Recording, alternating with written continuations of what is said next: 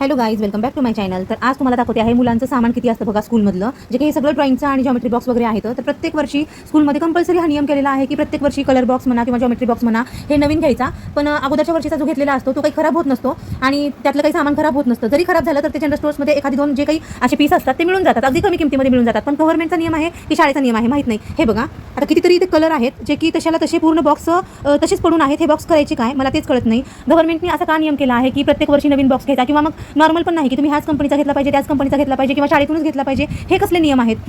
तर हे बघू शकता किती चांगले चांगले बघा जॉमेट्री बॉक्सचे सामान आहेत. आणि हे कलर बघा, हे बघा इथे कलर वेगळेच आहेत. आणि जे आपण चांगले कलर म्हणून ठेवतो वर्षानुवर्ष ते कलर प्रत्येक वर्षी ते नवीनच दिलं जातं. बॉक्स असेवाले बॉक्स घ्यायला लावतात आणि ते पण चांगल्या कंपनीचे असतात. आणि मग एवढे काही संपत नाहीत ते कलर करायला, आणि मग असे आपण चांगले आहेत म्हणून ठेवतो आणि नंतर ते असे खराब होऊन जातात, मग शेवटी ते फेकून द्यायला लागतं.